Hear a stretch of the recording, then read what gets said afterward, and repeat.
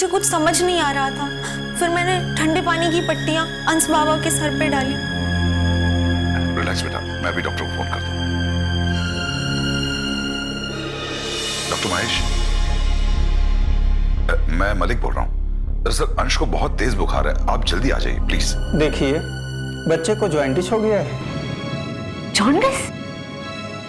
घबराइए मत, अक्सर बच्चों को ये बीमारियां हो जाती है। बेटा, अगर डॉक्टर महेश की बात को हम गंभीरता से लें तो इस वक्त अंश को मां के ऐसे आंचल की जरूरत है जिसके लिए तुम सक्षम नहीं हो। जानती हो तुम इतनी उदास क्यों? मुझे पापा ने सब कुछ बता दिया। राजेश, बहू को अपने कमरे में ले जाओ।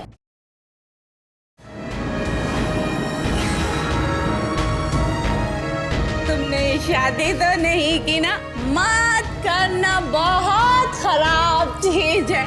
अच्छे इंसान को बेकार बना देती है।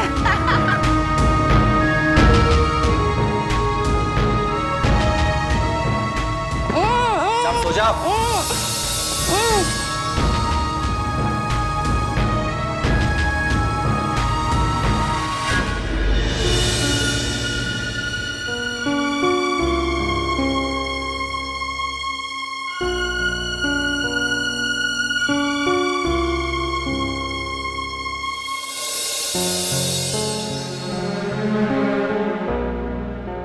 मधु रतन के साथ कुछ ज्यादा नजदीकियां बढ़ा रही है, जबकि वो आदमी सरासर गलत और ढोंगी है।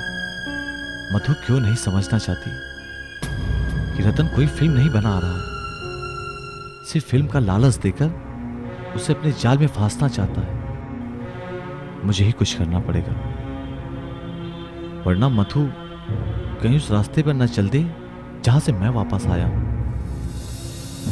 मुझे ही कुछ करना पड़ेगा।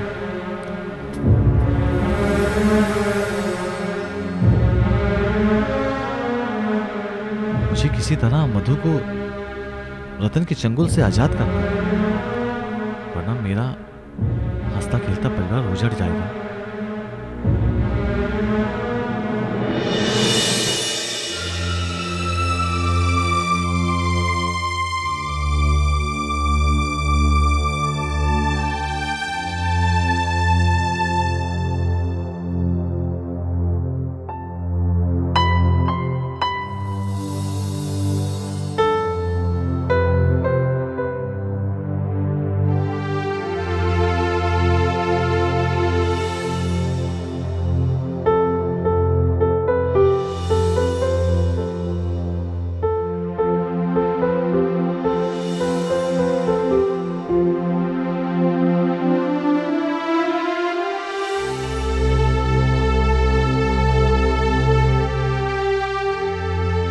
चलेगा बेटा, मम्मा के पास जाएगा, अभी मम्मा के पास जाएगा।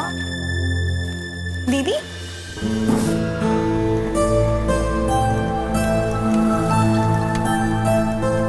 अरे दीदी, आपकी आंखों में आंसू, क्या हुआ? आप क्या सोच रही हैं? सोच रही थी कि मां बनना तो आसान है, लेकिन मां का फर्ज निभाना कितना मुश्किल। अब देखो ना, कहने को तो मैं अंश की मां हूं, लेकिन मैं इसकी जरूरी जरूरतों को भी पूरा नहीं कर पा रही। मुझे तो इसकी परवरिश का सही तरीका भी नहीं मालूम, तुम्हारी तरह। दीदी, वैसे तो ये कुदरती एहसास है। एक औरत जब मां बनती है तो अपने संतान की परवरिश की सारी जरूरतें खुद सीख जाती है। शायद मैंने संतान पैदा करने का दर्द नहीं सहा ना, इसलिए मैं सही मायने में मां नहीं। और वैसे भी एक बंजर जमीन पर पेड़ लगा देने से वो उपजाऊ नहीं हो जाता। दीदी प्लीज, इतना दुखी मत हो। जन्म देने वाली माँ से कई ऊंचा दर्जा पालने वाली माँ का होता है। 9 महीने की पीड़ा जन्म भर के एहसान के आगे कुछ भी नहीं होता।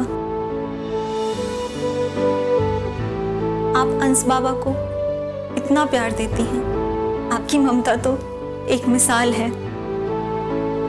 भले ही मैं उसे क्षण भर का मात्र सुख दे दूं, पर बेटा तो वो आपका है और आपका ही रहेगा। और दीदी देखना, एक दिन ये आपका नाम जरूर रोशन करेगा।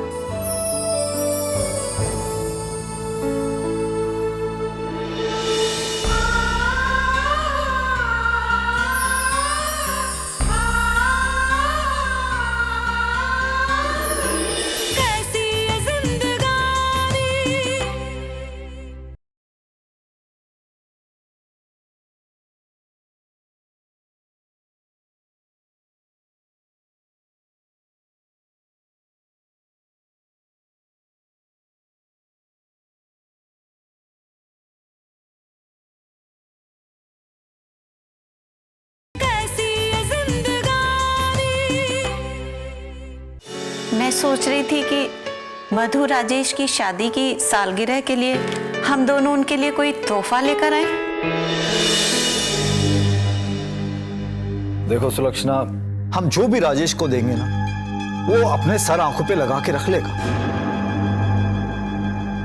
लेकिन मधु नहीं।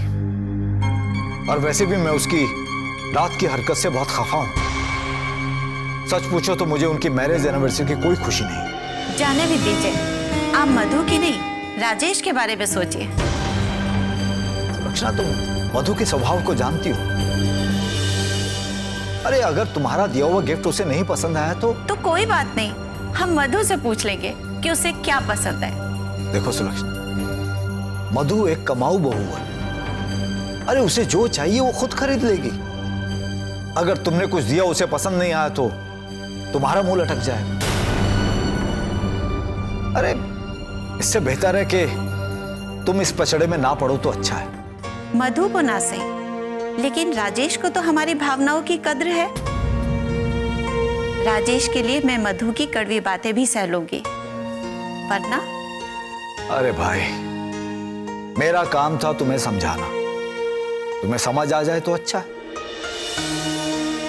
तुम एक काम करो, मैं तुम्हें 5,000 रुपए दे देता हूं, जो तुम्हारा मन करता है उनके लिए खरीद लो, ठीक है? आप वाकई बहुत अच्छे हैं। क्या बात है भाई, बच्चों की मैरिज एनिवर्सरी से आप बहुत खुश हैं? अपनी मैरिज एनिवर्सरी भूल गई। कब आती है कब चली जाती कुछ पता ही नहीं, क्योंकि 35 साल जो हो गए हैं। अब छोड़िए भी, इस उम्र में आपको अपनी मैरिज एनिवर्सरी याद आ रही है? अरे भाई, इसमें उम्र की क्या बात आ गई? इस उम्र में दिल नहीं होता क्या? याद करो अपनी शादी के वो पुराने दिन।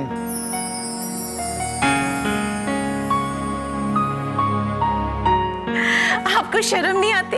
एक बात कहूं सुलक्षणा, आज भी जब तुम मुस्कुराती हो ना, बहुत प्यारी लगती है। इसमें शर्माने की क्या बात है? हाँ?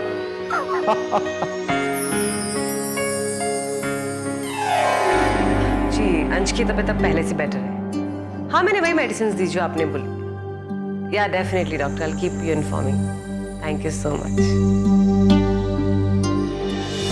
अरे पापा, आप आ गए?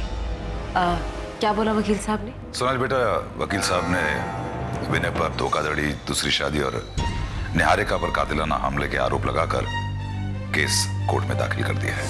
वेरी गुड पापा। मैं तो चाहती हूँ कि विनय को ऐसी कड़ी से कड़ी सजा मिले कि दुनिया भर के मर्दों को एक सीख मिले, एक सबक मिले। और मैं दिल से कोशिश करूंगी कि निहारिका की ये जंग को मैं अंजाम तक पहुंचा सकूं। उसके साथ जो बेइंसाफी हुई है ना पापा, मैं उसको उसका इंसाफ दिलवा सकूं। और विनय को मैं ऐसे मोड़ पे लाके खड़ा कर सकूं कि ना वो जी सके ना मर सके, सारी जिंदगी वो तिल तिल करके तड़पता रहे। भगवान तुम्हारी जरूर सुनेगा बेटा। और वैसे भी विनय कल तक जो कुछ भी था वो तुम्हारी बदौलत था, तुम्हारी बदौलत। पापा, मैंने उसे पहचान दी, अस्तित्व दिया, एक मकाम दिया। और उसने मुझे बदले में क्या दिया? आज मैं ऐसे मोड़ पे खड़ी हूँ पापा कि मैं खुद से पूछती हूँ कि मेरी पहचान क्या? मैं एक चौराहे पे खड़ी और चारों दिशाओं से बस यही पूछती हूँ कि मैं हूं कौन? एक कुंवारी लड़की या एक शादीशुदा? कौन हूं मैं?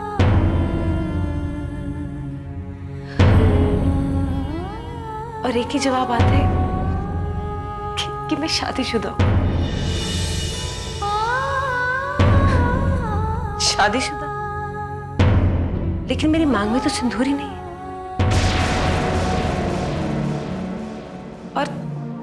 और मैंने तो खुद ही अपनी मां का सिंदूर पोंछ डाला।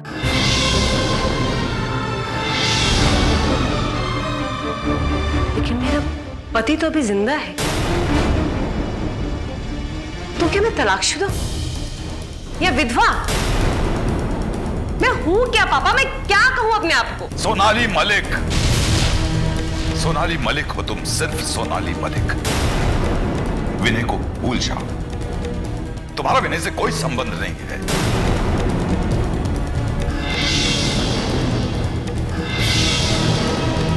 विनय के साथ तुम्हारा जो भी संबंध था उसकी आहुति दे चुकी हो तुम।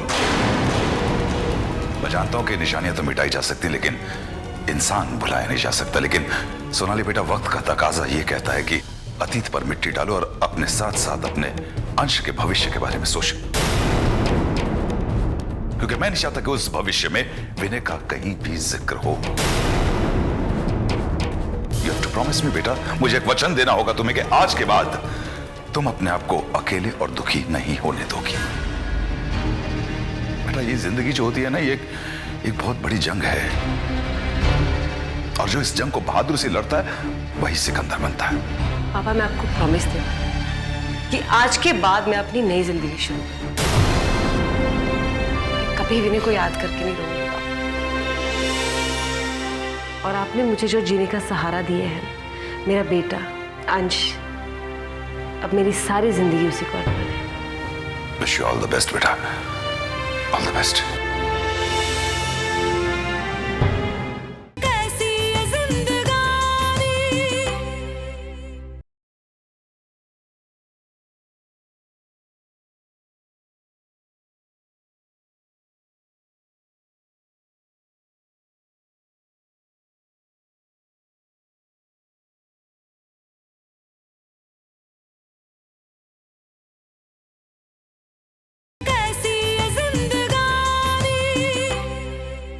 मेरा सोना, अरे मेरा बेटा राजा, माँ बोल बेटा, माँ बेटा, माँ बोल मुझे।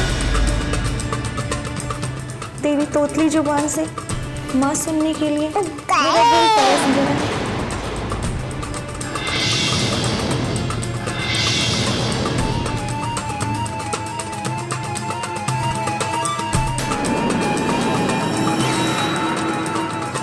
मेरा बेटा,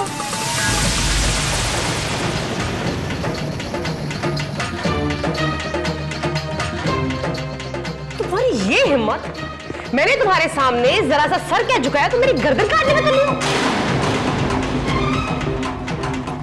तो बड़ी की नौकरानी, तुम इस घर में आया बन के आई हो, आया बन के रहो। मेरे बच्चे की माँ बनने की कोशिश मत करो। दीदी आप गलत समझ रही हैं, मेरा मतलब वो नहीं था। तो क्या मतलब था? तुम अपना बच्चा तो खो चुके हो, मेरा बच्चा छीनने पे तुली हो। अरे मैंने तुमसे जरा सा एहसान कर लिया, तुम मेरा बच्चा मुझे छीनना चाहती हो? तुम मेरी गोद चोरी करना चाहती हो?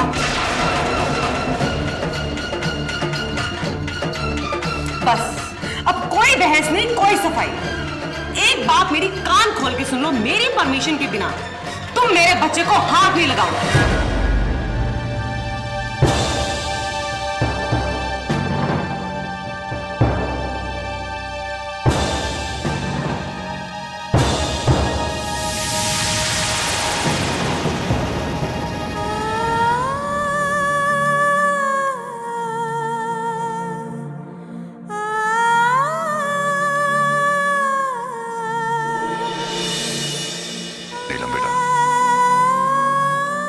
सोनाली ने गुस्से में तुमसे जो भी भला बुरा कहा उसके लिए मैं माफी मांगता हूं। बेटा, मैं जानता हूं कि एक मां अपनी ममता का गला कभी नहीं घोट सकती। अब तुमने जो अपने दिल पर पत्थर रख के अपनी ममता को दबा रखा है, उसलिए मैं तुम्हारे सामने नतमस्तक करता हूं। प्लीज इस सोनाली को माफ कर दो। उसे खुद नहीं पता कि वो क्या कर रही है। जानती हूं, चुप इसलिए नहीं, मैं चुप इसलिए हूं कि आपने मुझ बेसहारा को सहारा दिया, मेरे बच्चे को अपना नाम दिया, जिससे उसकी पूरी जिंदगी बिना दुख तकलीफों के संवर जाएगी। गलती मेरी है, ममता के बहाव में आके मुझसे भूल हो गई। उसके लिए आप मुझे क्षमा कर दे। आइंदा ऐसी गलती मुझसे कभी नहीं होगी। मैं कभी सपने में भी उसकी माँ अपने आप को नहीं समझूंगी। बेटा मैं ऑफिस जा रहा हूं, और अगर मेरी गैर हाजिरी में सोनाली ने ऐसा बर्ताव दोबारा किया तो प्लीज प्लीज बुरा मत मानना। थैंक यू बेटा, थैंक यू।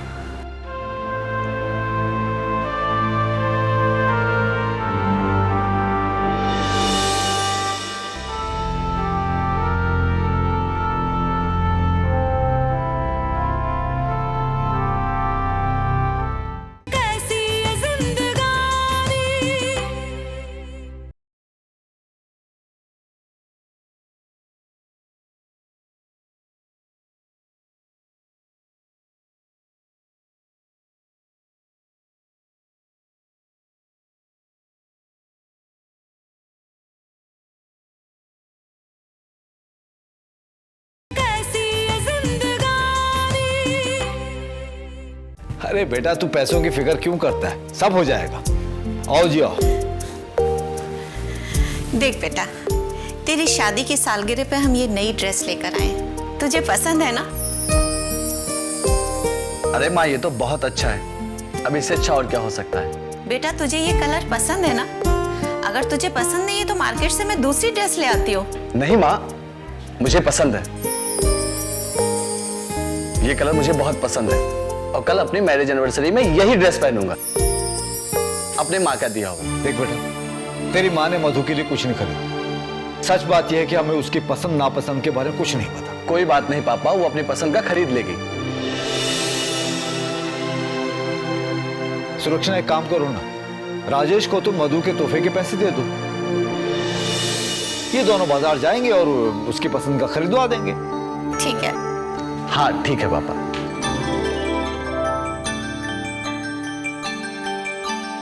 बेटा तेरी शादी की सालगिरह पर कल मैं बहुत सारे पकवान बनाऊंगी, तेरी और मधु की पसंद के। और हाँ, मधु से कह देना कल हम सब लोग मिलकर साथ खाना खाएंगे। हाँ माँ, ऐसा ही होगा। भाई जो कुछ भी हो, लेकिन खाना खाने के बाद हम आइसक्रीम खाने जाएंगे। इस ठंड में? अरे भाई ठंड में ही तो आइसक्रीम खाने का मजा आता है। हा? याद है पहले हम कैसे आइसक्रीम खाने जाया करते थे, और मेरी और इसकी जो शर्त लगती थी कि कौन ज्यादा आइसक्रीम खाएगा। हा? लेकिन मैच हमेशा ड्रॉ होता था। लेकिन पापा मैं इस बार आपको हरा दूंगा। अरे तू इतने यकीन से कैसे कह सकता है कि तू मुझे हराएगा? मुझे? क्योंकि अब आप बुढ़े हो चुके हैं। बुढ़ा किसको बोला तूने? सुलक्षणा देखा? बुढ़ा होगा देखो देखो, बुढ़ा बोलता मुझे तू है?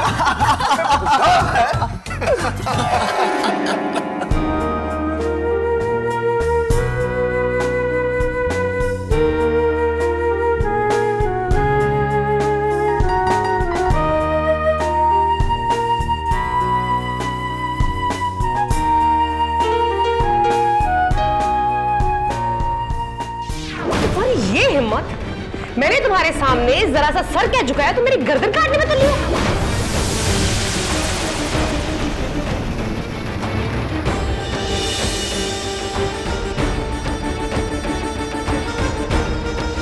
तो बड़ी की नौकरानी, तुम इस घर में आया बन के आई हो, आया बन के रहो। मेरे बच्चे की मां बनने की कोशिश मत करो।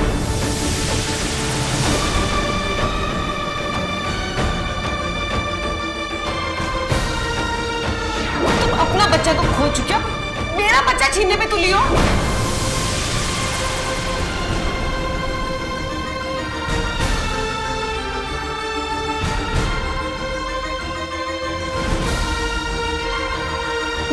जैसे दो राहें पर आकर खड़ी हो गई है।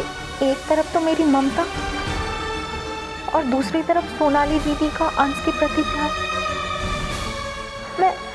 मैं चाहकर भी अपने बेटे को अपना नहीं कह सकती, मगर मैं अपने बेटे से दूर भी नहीं रह सकती।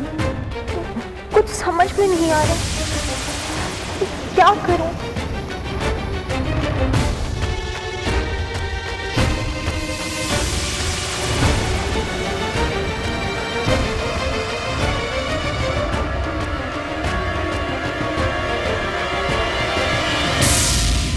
मम्मी, ये क्या किया आपने?